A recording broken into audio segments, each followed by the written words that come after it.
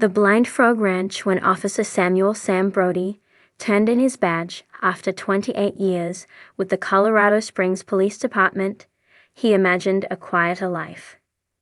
Perhaps fishing in Wyoming, working on his woodshop projects, or writing his long-delayed memoir.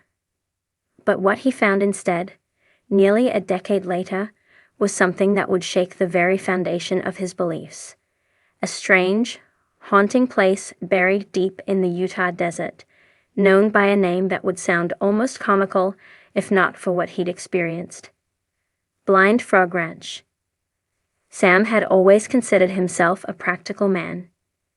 Decades of law enforcement had made him skeptical of legends, tall tales, and any notion of the paranormal.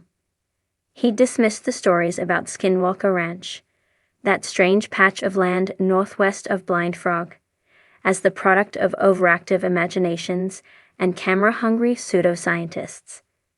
So when his cousin Richard invited him to spend a few weeks helping out with security on a day at Blind Frog Ranch, Sam hesitated.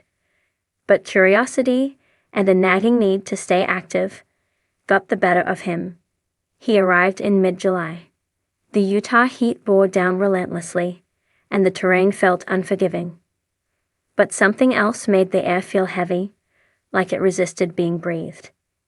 The ranch, nestled in the Uinta Basin, was nothing short of beautiful at first glance.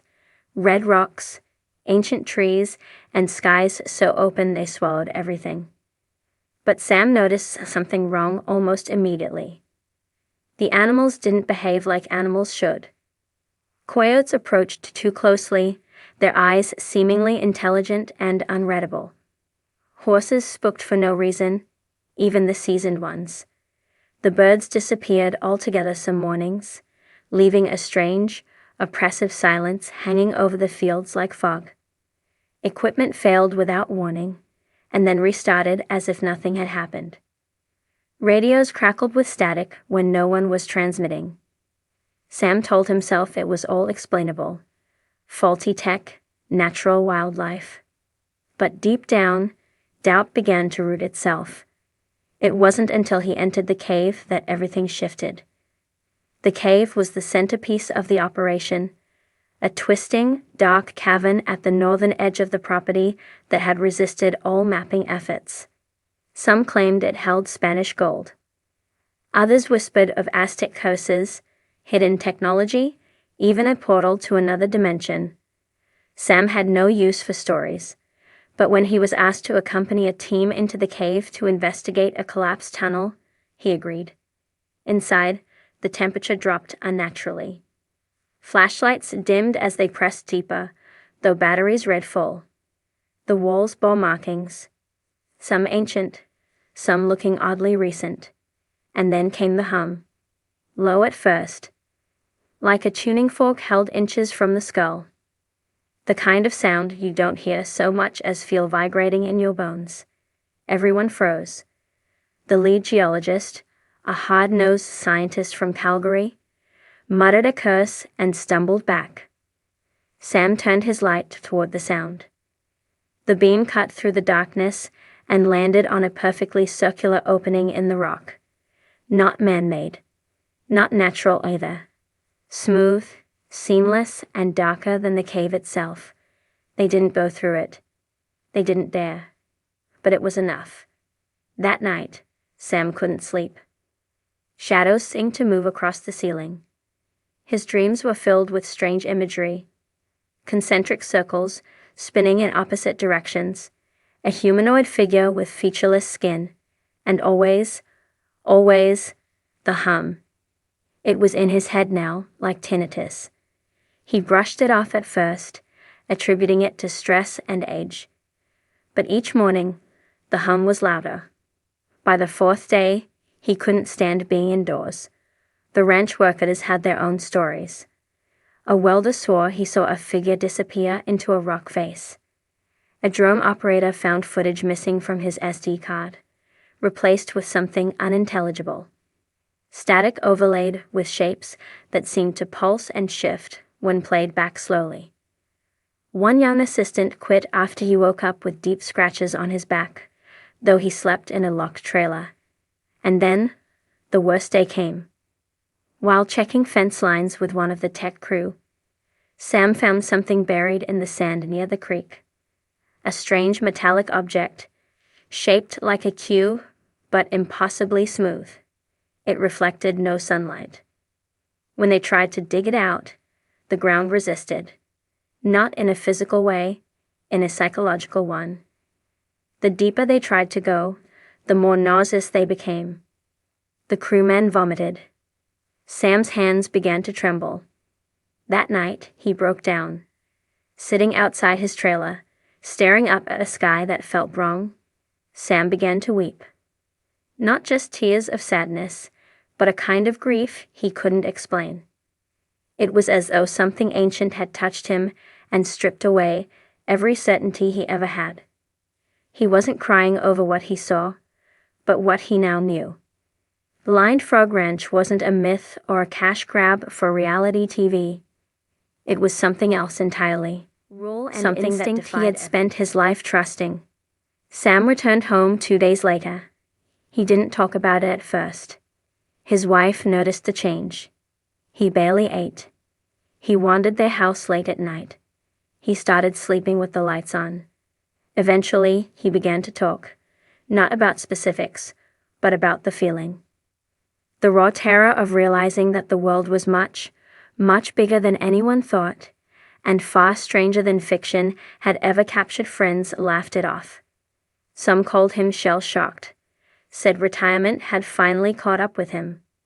But Sam knew, and soon so did others. He began writing about his experiences anonymously on a small online forum for retired law enforcement officers. The responses were quiet at first, then started rolling in. People who had worked private security at strange locations, military personnel stationed at remote sites, even a few other Blind Frog Ranch visitors. The common thread was fear. Not of being harmed, but of knowing something you can never unknow. Sam never returned to the ranch. He never watched the show again.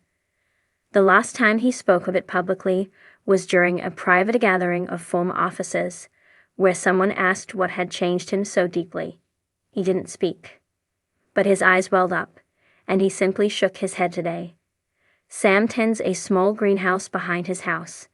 He finds solace in growing things, in the predictable rhythm of life sprouting from seed. But on some nights, when the wind howls just right, he hears that hum again, faint, echoing in the bones of the earth. The desert wind whispered secrets through the dry sagebrush as the sun dipped behind the hills of eastern Utah. A rusted pickup truck rolled to a stop just beyond the entrance to Blind Frog Ranch. Its engine ticked in the silence. Inside sat Samuel Granger, age 68, retired police lieutenant, and former skeptic. He didn't exit the truck right away. Hands like cracked leather gripped the steering wheel, knuckles white. His eyes, distant, hollow, fixed on the horizon as if trying to unsee what had already taken root deep in his mind. Dust clung to the windshield, but he didn't bother wiping it. The ranch stood still ahead of him, as if waiting, watching. The invitation to Blind Frog Ranch had come quietly.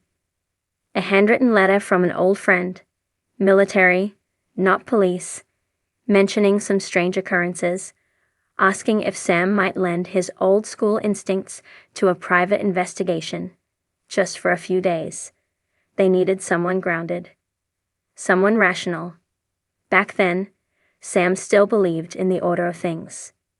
He believed in motives, cause and effect, the rules of logic that had carried him through nearly 3 decades of crime scenes, interrogations, and hardened criminals. Ghost stories belonged in books. UFOs were distractions. He'd rolled his eyes at the tales of Skinwalker Ranch and similar places. Folklore, mostly. Hysteria. Nothing a strong flashlight and a calm voice couldn't explain. But that was before Blind Frog Ranch. When he first stepped onto the property, the land had seemed unremarkable. Rugged, dry, beautiful in a wild, empty sort of way. Dust devils danced in the distance, and the dry crunch of gravel under his boots felt familiar. The air was heavier than he expected, as though the desert itself was bracing for something. Cattle stood too still. No birdsong. No insects. Just a soft, invisible pressure, like something immense waiting beneath the soil. The team on site was small and tight-lipped.